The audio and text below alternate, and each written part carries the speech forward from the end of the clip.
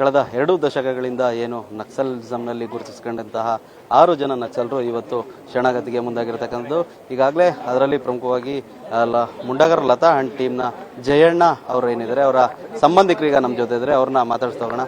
Sir, ಈಗ ಮೊದಲಿಗೆ ನಿಮ್ಮ ಜಯಣ್ಣ ಅವರು ಸಹೋದರರಿದ್ದಾರೆ, ಅವರು ಇವತ್ತು ಶರಣಾಗ್ತಿದ್ದಾರೆ, ಏನು ಹೇಳಕ್ಕೆ ಇಷ್ಟಪಡ್ತೀರಿ ಸರ್? ತುಂಬ ಖುಷಿ ಆಗ್ತದೆ. ಯಾಕಂದರೆ ನಮ್ಮ ತಮ್ಮ ಈಗಾಗಲೇ ಮನೆ ಬಿಟ್ಟು 25 ವರ್ಷ ಆಗಿದೆ, 2000 ಇಸ್ವಿಯಲ್ಲಿ ಬಿಟ್ಟಿದ್ದಾನೆ.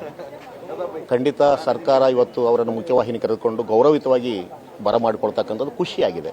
ಬಟ್ ಈ ಖುಷಿ ಶಾಶ್ವತ ಆಗಿರಬೇಕಾಗಿದ್ರೆ ಅವರ ಆಶಯಗಳೇನಾಗಿತ್ತು, ಅವರ ಬೇಡಿಕೆಗಳೇನಾಗಿತ್ತು, ಅವರು ಇಟ್ಟಿರ್ತಕ್ಕಂಥ ಸಮಸ್ಯೆಗಳೇನು ಅನ್ನೋದನ್ನು ಸರ್ಕಾರ ಗಂಭೀರವಾಗಿ ಪರಿಗಣಿಸೋದ್ರ ಜೊತೆಗೇ ಈಗಾಗಲೇ ಮುಖ್ಯವಾಹಿನಿಗೆ ಬಂದಿರತಕ್ಕಂಥ ಸಂಗಾತಿಗಳು ಜೈಲಲ್ಲಿ ಕುಳಿತಾ ಇದ್ದಾರೆ. ಅವರಿಗೆ ಪ್ಯಾಕೇಜ್ ಸಿಕ್ಕಿಲ್ಲ. ಅಂದರೆ ಪ್ಯಾಕೇಜ್ಗೋಸ್ಕರ ಹೋರಾಟ ಅಲ್ಲ ಇದು, ಆದರೆ ಅವ್ರು ಬಂದು ಚೇತರಿಸಿಕೊಳ್ಳಲಿಕ್ಕೆ ಕನಿಷ್ಠ ಸಣ್ಣ ಪುಟ್ಟ ಆರ್ಥಿಕ ಒಂದು ಇದು ನೆರವು ಬೇಕಾಗ್ತದೆ. ಆ ನೆರವನ್ನು ಕೊಡಬೇಕಾಗಿರ್ತಕ್ಕಂಥ ಸರ್ಕಾರ ಇದುವರೆಗೆ ಮೌನವಾಗಿದೆ. ಹಂಗಾಗಿ ಈಗ ಬರ್ತಕ್ಕಂಥ 6 ಸಂಗಾತಿಗಳನ್ನು ಗೌರವಿತವಾಗಿ ಸರ್ಕಾರ ಬರಮಾಡಿಕೊಳ್ಳೋ ಜೊತೆಗೇ ಅವ್ರ ಮೇಲಿರ್ತಕ್ಕಂಥ ಪ್ರಕರಣಗಳನ್ನು ಇತ್ಯರ್ಥಗೊಳಿಸಲಿಕ್ಕೆ ಯುದ್ಧೋಪಾದಿಯಲ್ಲಿ ತ್ವರಿತ ನ್ಯಾಯಾಲಯಗಳ ಮೂಲಕ ನ್ಯಾಯ ಕೊಡಬೇಕು. ಇಲ್ಲದೆ ಹೋದರೆ ಮತ್ತೊಂದು 2-3 ವರ್ಷಗಳ ಕಾಲ ಅವರು ಮತ್ತೆ ಜೈಲಲ್ಲಿ ಕೊಡಬೇಕಾಗ್ತದೆ. ಇದು ಅನಗತ್ಯವಾಗಿ ಹಿಂಸೆ ಮಾಡ್ತಕ್ಕಂಥದ್ದು, ಮತ್ತು ಇದು ಮಾನಸಿಕ ಹಿಂಸೆ. ಹಂಗಾಗಿ ಸಂಗಾತಿಗಳು ಬಹಳ ಸ್ಪಷ್ಟವಾಗಿರ್ತಕ್ಕಂಥ ನಿರ್ಧಾರ ಜೊತೆಗೆ ಚಳವಳಿಯನ್ನು ಕಟ್ಟಕ್ಕೆ ಹೋಗಿದ್ದಾರೆ. ಅವ್ರ ವ್ಯಕ್ತಿಗತ ಸಮಸ್ಯೆಗೋಸ್ಕರ ಹೋಗಿಲ್ಲ. ಸುಮಾರು 25 ವರ್ಷ ಅವ್ರು ಮನೆ ಬಿಡೋದಂದ್ರೆ ಸಾಮಾನ್ಯ ವಿಚಾರ ಅಲ್ಲ.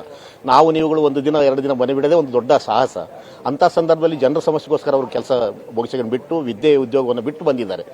ನನ್ನ ತಮ್ಮ ಮಾರ್ಯಪ್ಪ ಕೂಡ ಡಿಗ್ರಿ ಹೋಲ್ಡರು, ಅವನು BA ಓದಿದ್ದಾನೆ. ಬಟ್ 2000ರಿಂದ ಇದುವರೆಗೆ ನಾವು ನೋಡಿಲ್ಲ. ತಾಯಿ ಗೌರಮ್ಮ ಮತ್ತು ಅಣ್ಣ ದೇವೇಂದ್ರಪ್ಪನವರು ಇವರು ಸತ್ತಿದಾರಂತ ತೀರ್ಮಾನ ಮಾಡಿದ್ದಾರೆ. ಅವ್ರು ಬರಲ್ಲ ಅಂತಲೇ ತೀರ್ಮಾನ ಮಾಡಿದ್ದಾರೆ. ಇಲ್ಲ, ನಾವು ಹೇಳಿದ್ರು ಕೂಡ ಬರ್ತಾ ಇದ್ದಾರೆ, ಆ ಥರ ಏನಾಗಿಲ್ಲ ಅಂದರೂ ಕೂಡ ಇಲ್ಲ, ಈಗಾಗಲೇ ನಮ್ಮ ಮಗ ಸತ್ತಿದಾರೆ, ಒಂದ್ಸರಿ ನಮ್ಮ ಮನೆ ನೋಡಿಲ್ಲ, ನಮ್ಮ ಮುಖ ನೋಡಿಲ್ಲ ಅಂತ ಹೇಳಿದ್ದಾರೆ. ಹಂಗಾಗಿ ಇವ್ರು ಬರ್ತಕ್ಕಂಥದ್ದು ಅತ್ಯಂತ ಖುಷಿ ತರ್ತಕ್ಕಂಥ ವಿಚಾರ.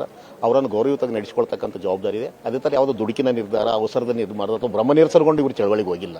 ಅತ್ಯಂತ ಸೈದ್ಧಾಂತಿಕವಾಗಿ ಜನರನ್ನು ಸಂಘಟಿಸಿ ಜನರಿಂದ ಸರ್ಕಾರವನ್ನು ಮನವೊಲಿಸ್ತಕ್ಕಂಥ ಪ್ರಯತ್ನ ಮಾಡಬೇಕನ್ನೋ ಪ್ರಕ್ರಿಯೆಯಲ್ಲಿ ಇವರು ಸುಮಾರು 25 ವರ್ಷ ಪಯಣ ಮಾಡಿದವರು. ಹಂಗಾಗಿ ಈ ಪಯಣವನ್ನು ಸರ್ಕಾರ ಮತ್ತು ಮಾಧ್ಯಮಗಳು ಅತ್ಯಂತ ಗಂಭೀರವಾಗಿ ಪರಿಗಣಿಸಬೇಕು.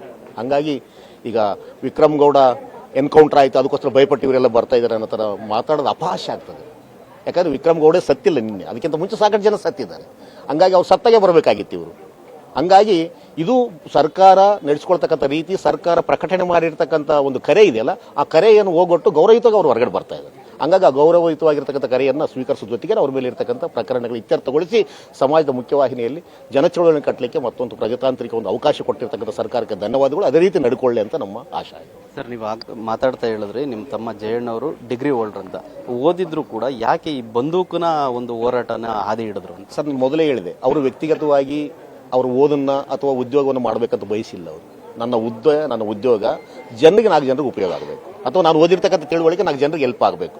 ದೌರ್ಜನ್ಯದಲ್ಲಿರ್ತಕ್ಕಂಥ, ಕಷ್ಟದಲ್ಲಿರ್ತಕ್ಕಂಥ, ನೊಂದಿರ್ತಕ್ಕಂಥ ಜನಕ್ಕೆ ಒಂದು ಧ್ವನಿಯಾಗಬೇಕಂತ ಯೋಚನೆ ಮಾಡಿದವರು. ಅದಕ್ಕೋಸ್ಕರ ಅವರ ವಿದ್ಯೆ ಉದ್ಯೋಗವನ್ನು ಬಿಟ್ಟು ಆ ಧ್ವನಿಗೋಸ್ಕರ ಬಂದವರು. ಆ ಧ್ವನಿಯನ್ನು ಹತ್ತಿಕ್ಕತಕ್ಕಂಥ ಸರ್ಕಾರದ ಕ್ರಮ ನೋಡಿ ಅವರು ಭೂಗತರಾದವರು. ಈಗಾಗಲೇ ಸಾಕಷ್ಟು ಹೋರಾಟಗಳು ಮಾಡ್ತಾ ಇದ್ದಾರೆ, ಆದರೆ ಈ ಹೋರಾಟನೇ ಯಾಕೆ ಆಯ್ಕೆ ಮಾಡ್ಕೊಂಡ್ರು ಅಂತ? ಬಂದೂಕನ ಹಿಡಿದು ಹೋರಾಟ ಮಾಡಿದ್ರೆ ನ್ಯಾಯ ಸಿಗುತ್ತೆ ಅಂತ, ಅಥವಾ ಯಾಕೋಸ್ಕರ ಇದನ್ನ? ಈಗಾಗಲೇ ನೀವು ಪ್ರತಿನಿತ್ಯ ನೋಡಿ ಫ್ರೀಡಂ ಪಾರ್ಕಲ್ಲಿ 1000 ಜನ ನನ್ನ ಅಕ್ಕ ತಂಗಿಯರು ಬೀದಿಯಲ್ಲಿ ಸುಮಾರು ತಿಂಗಳುಗಟ್ಟೆ ಕಾಲ ಇರ್ತಾರೆ. ಅವ್ರಿಗೆ ಶೌಚ ಹೋಗೋಕ್ಕೂ ಪರಿಸ್ಥಿತಿ ಸರ್ಕಾರ ಕಲಿಸ್ತಾ ಇಲ್ಲ, ಅವ್ರ ಸಮಸ್ಯೆಗಳು ಬಗೆಹರಿಸ್ತಾ ಇಲ್ಲ. ನೋಡೋಣ ಮಾಡೋಣ. ಇದು ರಾಜಕೀಯವಾಗಿ ವಿಷಯಗಳನ್ನು ನೋಡ್ತಕ್ಕಂಥ ಪ್ರಕ್ರಿಯೆ ಹೆಚ್ಚಾಗಿ ಜನರ ಸಮಸ್ಯೆಗಳನ್ನು ತಾತ್ಸಾರ ಮಾಡ್ತಕ್ಕಂಥ ಮನೋಭಾವ ಹೆಚ್ಚಾಗಿದ್ದರಿಂದ ಈ ಥರದ ಒಂದು ಮಿಲಿಟೆಂಟ್ ಹೋರಾಟಕ್ಕೆ ಹೋಗ್ತಕ್ಕಂಥ ಒಂದು ಅಗತ್ಯವನ್ನು ಅವರಷ್ಟು ಅವರೇ ಸೃಷ್ಟಿಸಿಕೊಂಡಿರೋದು.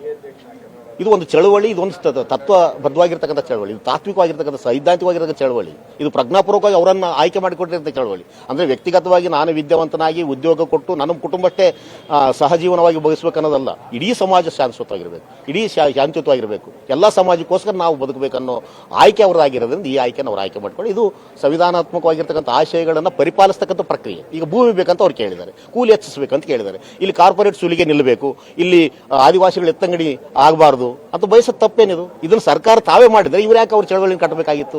ಆ ಧ್ವನಿಯನ್ನು ಹತ್ತಿಕ್ಕಿ ಇವರು ನಕ್ಸಲೈಟರು, ದುಷ್ಕರ್ಮಿಗಳು, ಭಯೋತ್ಪಾದಕರು ಅಂತ ಹೇಳ್ತಕ್ಕಂಥ ವಿಧಾನ ಇದೆಯಲ್ಲ, ಅದು ಅಪ್ರಜಾತಾತ್ಮಕ. ಹಂಗಾಗಿ ಆ ತಿಳುವಳಿಕೆಯನ್ನು ಸರ್ಕಾರ ಬದಲು ಮಾಡ್ಕೋಬೇಕು. ಹಂಗಾದ್ರೆ ಇವತ್ತು ಬರ್ತಕ್ಕಂಥ ಚಳವಳಿಯ ನಾಯಕರಿಗೆ ಒಂದು ಗೌರವ ಕೊಟ್ಟಂಗೆ ಆಗ್ತದೆ. ಸರ್, ಈಗಾಗಲೇ ಮಾತಾಡ್ತಾ ಹೇಳಿದ್ರೆ ಅವರು ನೋಡಿ ಸುಮಾರು 25 ವರ್ಷ ಆಯ್ತು ಅಂತ.